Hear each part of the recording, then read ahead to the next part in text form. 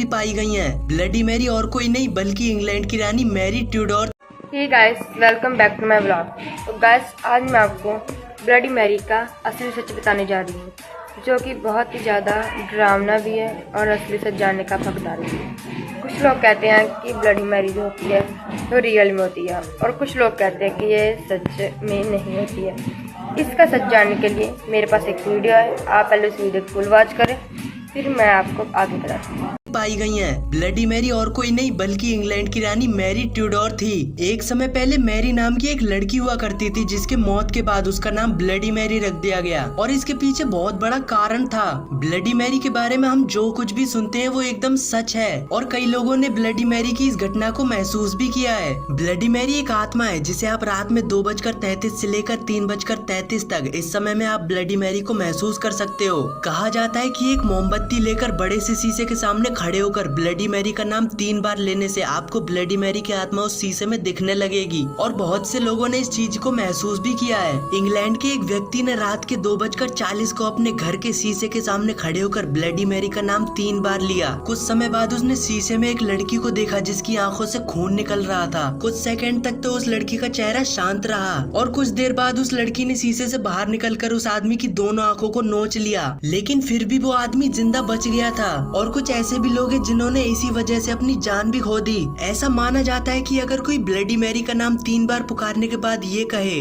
I stall your baby, तो उसे और भी ज्यादा गुस्सा आने लगेगा। इसका मतलब है मैंने तुम्हारे बच्चे को चुरा लिया। सन 1509 से लेकर 1547 तक हेनरी इंग्लैंड के राजा थे, और उनकी 2 बेटियां थीं, एलिजाबेथ और मैरी। पहले के जमाने में राजाओं की बहुत सी बीवियां हुआ करती थी, इसीलिए हेनरी ने भी बहुत सी शादियां कर ली, और मैरी हेनरी की पहली पत्नी की बेटी थी। मैरी को उनके पिता इतना ज्यादा पसंद नहीं करते थे और उनके साथ बहुत ही बुरा सलूक करते थे। महल में नौकर होने के बाद भी मैरी महल का सारा कामकाज करती थी, और मैरी के पिता उसे जो भी करने को कहते थे वो वही करती थी। 1547 में राजा हेनरी की मौत हो गई, और उनके पिता के मरने के बाद प्रजाओं के अनुसार मैरी को इंग्लैंड की रानी बना दिया गया। रानी बनने के बाद मैरी अब जो कुछ भी चाहे वो कर सकती थी, लेकिन उस समय कुछ हालातों की वजह से इंग्लैंड में धर्म की वजह से लड़ाई चल रही थी। लेकिन मैरी ये चाहती थी पूरे इंग्लैंड में एक ही धर्म हो, लेकिन उसकी इस बात को कई लोगों ने नकार दिया। जो लोग मैरी की इस बात को नकार रहे थे, मैरी ने उन्हें मौत की सजा सुना दी, और कई लोगों को तो जिंदा भी जला दिया था। इसी वजह से मैरी को लोगों ने नापसंद करना शुरू कर दिया, और उसे एक शत्रु के रूप में देखने लगे वो लोग। कहा जाता है मैरी जब नहाती थी तो वो पानी की जगह खून से नहाती थी, क्योंकि मैरी का मानना था खून से नहाने से ज्यादा दिन तक जवान रह सकते हैं। अब कुछ सालों बाद मैरी ने शादी कर ली थी और वो साधारण जीवन जीने लगी थी।